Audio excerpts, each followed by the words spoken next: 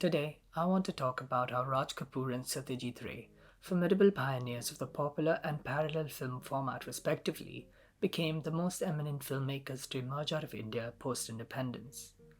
I want to examine how they grappled with the emergence of modernity in a post-colonial society. However, the work of these filmmakers cannot be discussed without also addressing a criticism that neither of their works was able to escape, and that was the question of authenticity. मेरा जूता है जापानी ये पतलून इंग्लिस्तानी sir पे लाल टोपी रूसी फिर भी दिल है हिंदुस्तानी मेरा जूता है जापानी. At the stroke of the midnight hour, when the world sleeps, India will awake to life and freedom. Priya Joshi explains the situation of the Indian nation in the age of decolonization as such. Unlike popular nationalisms in Europe and the New World that imagined the community before it became a nation, quite the opposite was the case with India. Independence created a state in 1947, after which it had to be imagined as a nation in the hearts and minds of its citizens. Raj Kapoor would go on to play a vital role here. He would produce a series of films that provided the Indian individual with a hero to idolize in Avara and Shri 420. His films were a part of a movement of melodramatic films that would come to characterize popular Indian cinema in the following decades. Despite its commercial success, critics remained skeptical of this form and aspired for filmmakers to employ more authentic and informed approaches to cinema. Popular critics at the time, such as Kobita Sarkar, lamented their failure in the analysis of individual character and psychological makeup. Also, they complained that it lacked an authenticity to cultural traditions, as it borrowed heavily from the Hollywood model of storytelling. Satyajit Ray shared these sentiments. In a manifesto written in 1948, he expressed the need for a style, an idiom, a sort of iconography of cinema which would be uniquely and recognizably Indian. It was these sentiments that provided the breeding ground for Ray to compose the Appu trilogy. These films fused elements derived from traditional aesthetics with a more realist documentarian form. Patar Panchali, the first film of this trilogy, was awarded the Best Human Document Award at the Cannes Film Festival in 1956. A critic who viewed the film at the festival wrote in the London Observer, "Cannes 1956 has discovered a new masterpiece of poetic cinema." This was a considerable achievement and a first for India. However, while it was generally well received at home, it failed to find the same success within the country as the films of Kapoor. The second film, Aparajito, while it was being lauded internationally, was a complete box office failure in India. This can be attributed to one of two factors.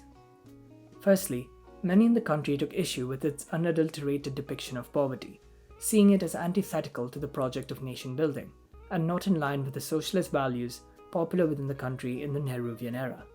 Nargis, the lead actress of Avara and Shri 420, once remarked in the parliament that Ray had sold the Indian poverty abroad.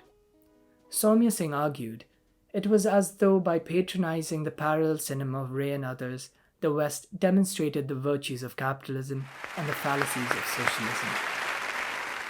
While this was an issue to some, to the large unlettered public accustomed to the melodramatic musicals of the Hindi films of the Bombay film industry, the aesthetics of Ray's restrained technique inspired by Italian neorealism simply felt too foreign. What can be observed here is that there seems to be no sense of consensus on what authenticity in Indian cinema is. What I want to argue today is that neither artist's work can be discounted on the factor of authenticity, and the whole problem must be foregone in the pursuit of understanding the role of the two as part of the modernizing project. There was a concentrated effort on the part of Jawaharlal Nehru, the first Prime Minister of India, to usher in an age of modernity in the country, with an emphasis on the sciences and humanities. He valued the role the cinema would play in this project. Raj Kapoor was deeply inspired by him, and he wanted to do something for the nation, to build it up into the beautiful dream that Nehru had. Though not mentioned by name by Ray, Kapoor's films bear the hallmark of the type of filmography that he criticized throughout his lifetime, for being excessive and providing audiences with tasty morsels of make-believe. Critics in the period despised the over-emotive acting styles, the plot's reliance on coincidence, and the arbitrarily infused song and dance sequences. Repeatedly, the emphasis was laid on realism as a redeeming factor for the melodramas of the 50s, with Kobita Sarkar, a popular critic at the time, agreeing that thematically a realist movement was taking shape, where the drama was provided by the conflict of the individual against social and economic encumbrance. The realist movement that Sarkar was referring to was the social film. This was a movement that emerged in the Bombay cinema in the 1950s. This was a movement that Raj Kapoor would become a pioneer of. He would collaborate with communist screenwriter K.A. Abbas, who had similar aspirations, on Avara and Shri 420. Raj Kapoor's hero kept the filmmaker's name and borrowed his look from The Tramp of Charlie Chaplin. In both films, Kapoor played a hero named Raj that was mostly fragile, passive, soft-spoken with sunken shoulders and a thin waist. Ahmed Akbar saw this hero as a parody of a parody, a result of the image of the Indian as reflected by the colonizers. But in the Indian idiom, this was translated into a position of moral superiority. Akbar says, "The hero's position was an amalgam of various ideas dominating Indian thought. Non-violence and universal brotherhood came from Gandhian philosophy, romantic idealism from Nehru, the sapient posture from the idealized, traditional pictures of wisdom. This hero was the fitting image to give voice to the qualms of the masses, immediately identifiable, likable, and thereby relatable. These were tragic heroes that would undergo immense suffering, resulting from the anxieties that plagued Indian society, such as the rapid industrialization and the threat of capitalism. Both films immerse the protagonists into the world of crime and sin, but attribute their vices to economic structures or villainous capitalists, and not as being inherent to their character. Ultimately, these heroes are redeemed in a show of public address, where the message of the film is made clear. According to Abbas, the screenwriter, the message he wished to convey was that criminals are not born but are created by social injustice. Andrew Hickson argues that a nation does not express itself through culture, it is culture that produces the nation. To Joshi, the work of Raj Kapoor's cinema is not to maintain the state, but to contain it, and where possible to regulate it by writing the social contract in language that inspires broad assent. She describes the cinema as a contact zone between state and nation. It is a third space that fabricates and filters the experience of politics and modernity for its viewers. Kapoor and Abbas's venture into socially conscious filmmaking attempted to build up the idea of the nation through the act of collective dreaming. That has been their role in the decolonization project. They did this through the popular form, creating fantasies that gave expression to the anxieties of the masses and provided much-needed relief through their more fantastical elements. Giving the characters happy endings inspired the idea that through collective action, such fantasies could be made real. They were bold in their belief that their films could provide the public with the answers to social problems.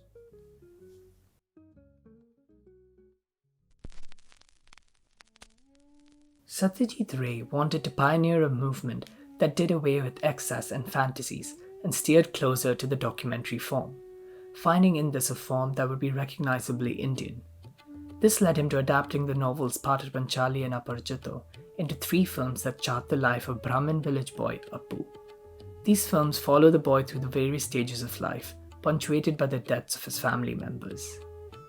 Ray adopted a visibly distinct model of filmmaking than his contemporaries in Bombay such as Raj Kapoor. The domestic mise-en-scène, the absence of dance sequences, the absence of excessive gestures or excessive sentimentality, and most intriguingly, the absence of antagonists.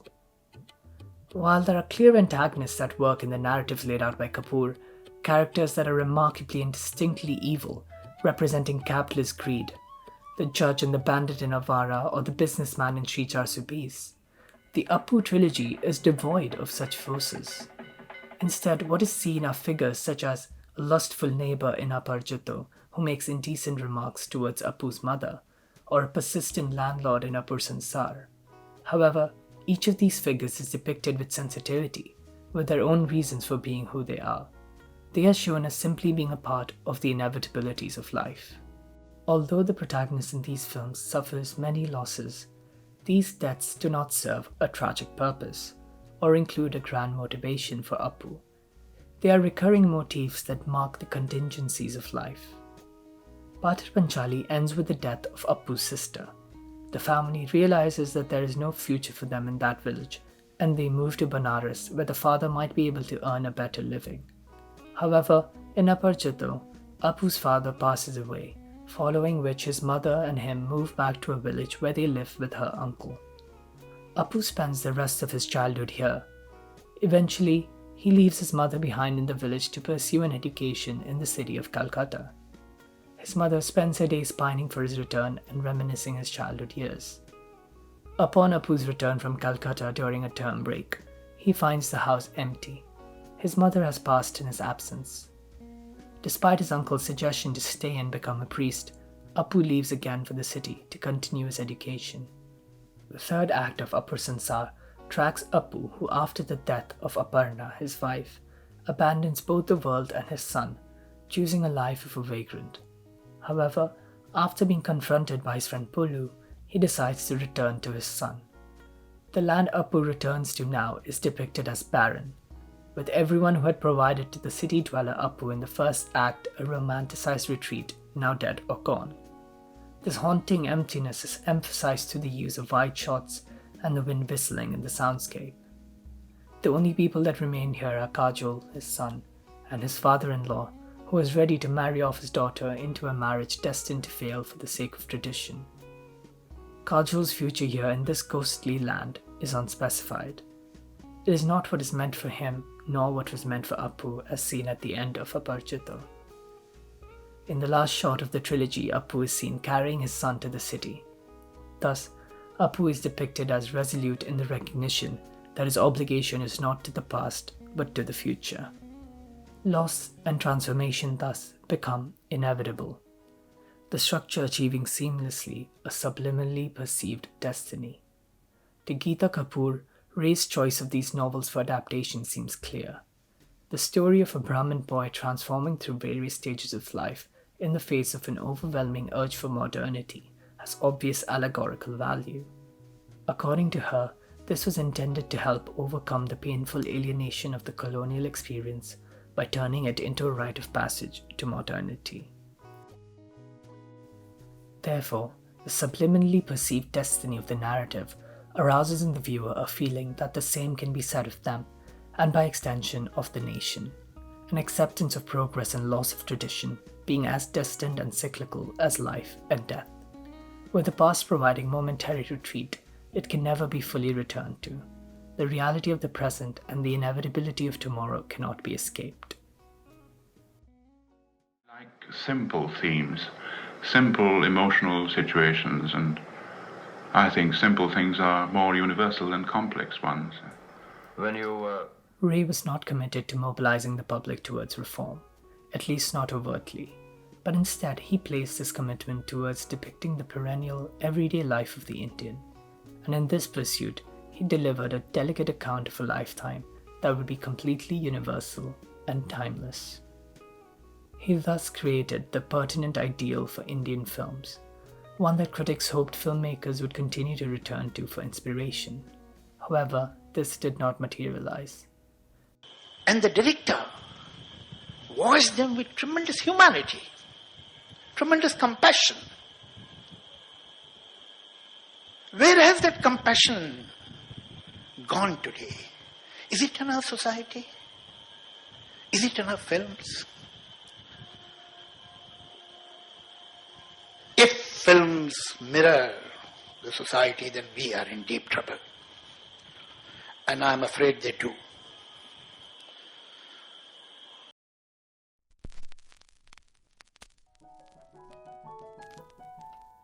The popular form, while heavily imitating Hollywood filmmaking styles, deviated to cater to Indian audiences.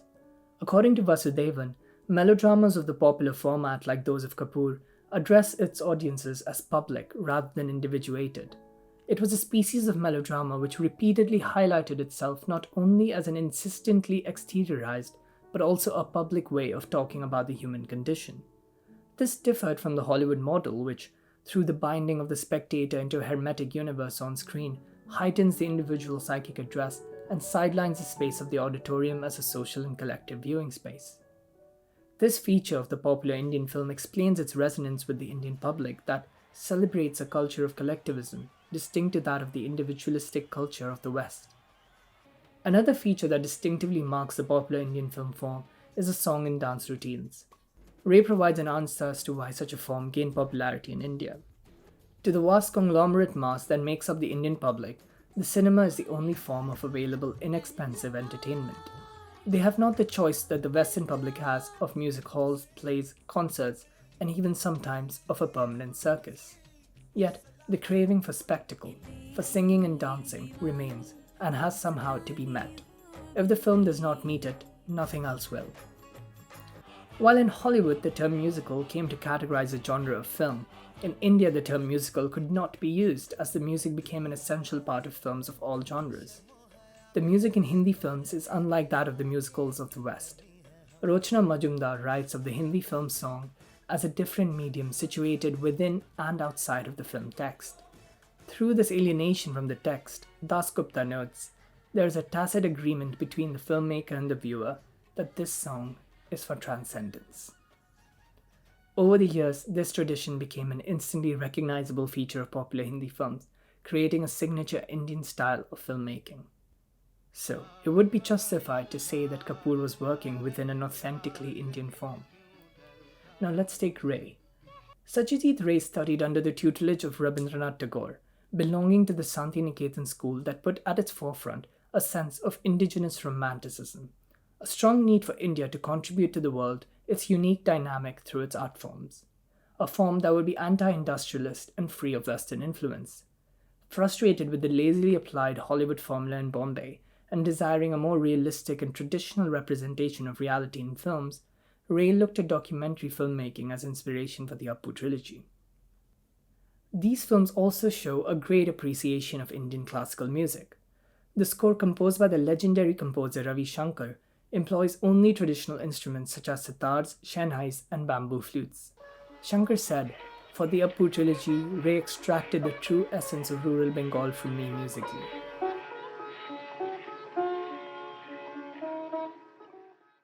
This departed from the commercial film's use of background music, which according to Ray displayed an irrepressible penchant for the jazz idiom. However, while being steeped in tradition, there were international influences in his filmmaking. Ray attributes to Sica's The Bicycle Thieves as a major inspiration behind Pater Panchali, mainly for its use of natural locations and unknown actors. He also credits Flaherty, Renoir, and Donskoy as key role models that constitute his understanding of film language. Geeta Kapoor argues that Ray combined the influence of Santiniketan ideology with modern traditions to create a film that was intimately tied to the project of modern nationhood. In doing so, Ray lays to rest the debates on tradition, modernity, and authenticity. He authenticates the modern by showing it arising out of previous aesthetic traditions. Undoubtedly, the disparity in popularity between Ray and Kapoor's form arose from the economic standards of India post-independence. The National Sample Survey conducted in 1951 indicated that 45% of Indians lived below the poverty line. It is after all a public living in dire conditions that needs transcendence. Ashcroft, Griffiths, and Tiffin, in their essays on post-colonial theory and literature in The Empire Writes Back, discuss the syncretic nature of post-colonial societies. This is a key concept to conclude the arguments central to this video. Although the theory is used to discuss language and literature, it would be appropriate to extend it here to the argument of film language. Their school of thought argues that the decolonizing project must recognize that even a novel written in a native language such as Bengali is a cross-cultural hybrid. Not to do so is to confuse decolonization with the reconstitution of a pre-colonial reality. Furthermore, they recognize cross-culturality as the potential termination point of an apparently endless human history of conquest and annihilation justified by myths of group purity, and as the basis on which the post-colonial world can be creatively stabilized. Thus, the post-colonial Indian society was characterized by economic encumbrance and syncretism. While Kapoor, in the pursuit of responding to the needs of the larger public for fantasy, took inspiration from the Hollywood model, creating a cinema of attractions, Ray turned to developments in Italian cinema as well as documentary, to respond to the middle-class intellectuals' aspirations for an art form that would touch the heart of human nature in a way that would be sufficiently mature, modern, and traditional. In conclusion, Raj Kapoor's work was formidable in the nation-building project. He attempted to create an identity of the Indian that would be based on socialist values derived from Nehru. Through his fantastical and meandering films, he fulfilled the demands of the majority Indian public for an art form that provided them with some much-needed transcendence. Ray placed his emphasis on realism and subtleties of human nature to create deeply compassionate films that earned India parity with international cultural discourse. Both filmmakers' films, despite carrying irrepressible traces of Western aesthetics, authenticate themselves as products of a post-colonial syncretic society, within which a fully authentic film language is an elusive idea at best, and its pursuit is counterproductive to a modern, creatively stabilized society.